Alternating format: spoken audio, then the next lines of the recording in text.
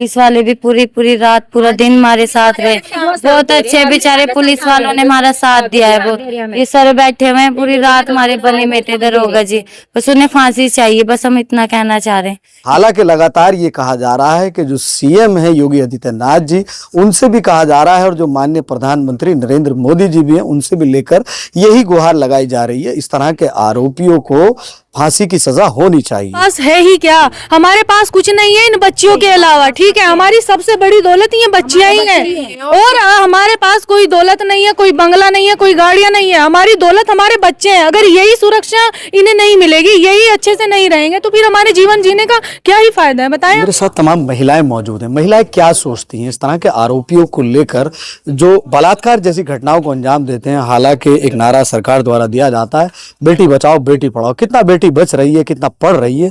चलिए यहाँ पर जो क्षेत्र की महिलाएं हैं वो संवेदनाएं दिखाने के लिए लगातार इस परिवार से मिल रहे हैं। कल भी आए हैं, आज भी आए हैं, तमाम लोग संवेदनाएं दिखा रहे हैं और संवेदनाएं होती भी है क्योंकि बहुत छोटी बच्ची के साथ इस तरह का मामला हुआ है। आपका क्या नाम है? मेरा नाम नौशीन है। नौशीन, क्या कहेंगे इस तरह के जो आरोपी होते हैं जो बलात्कार जैसी घटनाओं को अंजाम देते हैं, उनके लिए सरकार क्या प्रावधान करे? देखिए सर, अभी 60 से 70 बच्चियां मेरे पास भी पढ़ रही हैं। मैं एक कंप्यूटर सेंटर चलाती हूँ। इस मामले को देखने के बाद हर आदमी डरा हुआ है अपनी बच्चियों को भेजने के लिए। आखिर हमारी बेटियां कैसे सुरक्षित रहेंगी, कैसे उनको सुरक्षा मिलेगी? सब कहते हैं कि बेटी बचाओ बेटी पढ़ाओ, बेटी आप बचेंगी कैसे हैं? जब ऐसे ऐसे दलिंदों को अगर सजा नहीं मिलेगी तो हमारी बच्चियां बचेंगी कैसे? हर आदमी परेशान है इस चीज को लेकर के। मेरे सेंटर में भी ये चीजें बोली जा रही है कि मैडम जब आपकी छुट्टी का टाइम होगा तो हमें फोन करके बताइएगा। मतलब पब्लिक कितनी डरी हुई है, परिजन डर गए हैं इस इंसिडेंट से, ज्यादा डर गए हैं। बेटियां तो बेटियां अपने बेटों के लिए भी मुझे फोन करके बोलते हैं कि मैम जब छुट्टी का टाइम होगा तो हमें बताइएगा। ठीक है, हिंदू मुस्लिम इतना ज्यादा चल रहा है, तो बताइए हम क्या करें इसमें? क्या कहेंगे इस तरह के आरोपियों को कैसी सजा का प्रावधान होना चाहिए? देखो मेरे हिसाब से तो ऐसे इंसान को फांसी की सजा मिलनी चाहिए सर, बस। अगर फांसी की सजा नहीं मिली उस इंसान को तो देखो फिर तो हमारी बच्चियां सुरक्षित नहीं होंगी।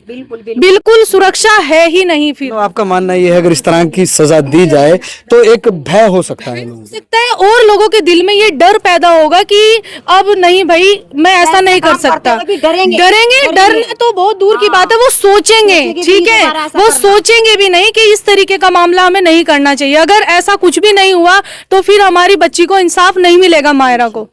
ठीक है, क्या कहेंगी? आप भी महिला हैं। यही कहना चाहते हैं कि इंसाफ मिलना चाहिए। जिस बच्ची के साथ ऐसे कांड हुआ है उसे तो ऐसी सजा चाहिए जैसे वो बेमौत मर जाए। फांसी की सजा होनी चाहिए, बस हमें तो फांसी चाहिए। मैं तो सारी महिलाएं यही कहती है कि उन्हें फांसी चाहिए।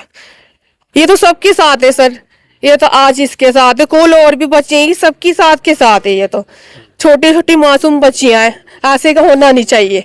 ये मोदी की सरकार में ऐसा होना नहीं चाहिए। देखो इंसाफ चाहिए हमें, तो बस इतना कहना चाह रहे हैं हम। कुछ कहना चाहोगे बेटा? जी, हमें इंसाफ चाहिए।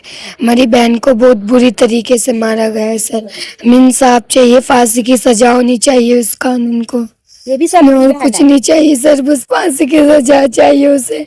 हमें इंसाफ दिलवाइए तुम्हें सर, मेरी बहन का बहुत बुरी तरीके हो जा रहा है ना। हकीकत तो यही है, परिजनों का रो रो कर बड़ा बुरा हाल है। अगर पिताजी से बात करते हैं तो वो भी रोने लग जाते हैं और माताजी से बात करते हैं, ये बहन है और स्वाभाविक है, होता भी है क्योंकि एक 7 वर्षीय इनकी बहन 2-3 दिन पहले तक इन लोगों के साथ रहा करती थी और अचानक इस तरह का मामला हो जाना तो कहीं ना कहीं जो है एक दिलों के अंदर लोगों के है ही, तमाम लोग जिनसे बात करता हूँ वो रोने लग जाते हैं। और गरीब आदमी के पास है ही क्या?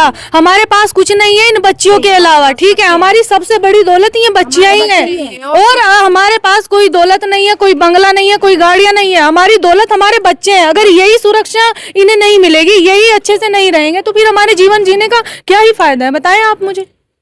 क्या कहेंगे? फांसी चाहिए सर जी ने। मेरी भी बच्ची है, छोटे छोटे बहन भाई हैं, मैं उसकी बड़ी बहन, उससे फांसी चाहिए।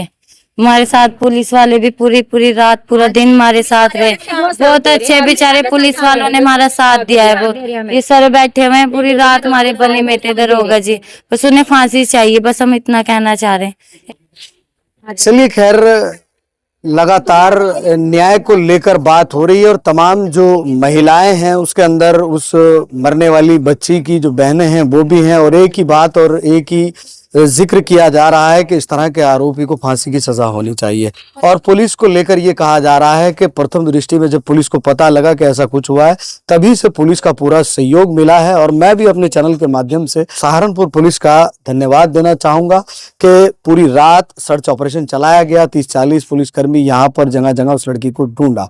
लेकिन अब देखने, सोचने और समझने वाली बात यह होगी कि इस तरह के आरोपी पर किस तरह से पुलिस का शिकंजा कसा जाता है और इस तरह के आरोपी को किस तरह की सजा दी जाती है। हालांकि लगातार ये कहा जा रहा है कि जो सीएम है योगी आदित्यनाथ जी, उनसे भी कहा जा रहा है और जो माननीय प्रधानमंत्री नरेंद्र मोदी जी भी हैं उनसे भी लेकर यही गुहार लगाई जा रही है, इस तरह के आरोपियों को फांसी की सजा होनी चाहिए। जो लोग वीडियो से जुड़े हैं वीडियो को ज़्यादा से ज़्यादा शेयर भी कीजिएगा और कमेंट में अपनी राय भी बताइएगा। इस तरह के जो वहशी दरिंदे होते हैं जो इस तरह से छोटी छोटी बच्चियों को अपनी हवस का निशाना बनाते हैं और उसके बाद उनका कत्ल कर देते हैं और उसके बाद भी षड्यंत्र के तहत परिजनों के साथ मिलकर उस बच्ची को ढूंढने का प्रयास करते हैं, इस तरह के आरोपियों को वाकई फांसी की सजा होनी चाहिए या इससे अलावा और भी कोई सजा इस तरह के लोगों के लिए तजवीज़ होनी चाहिए।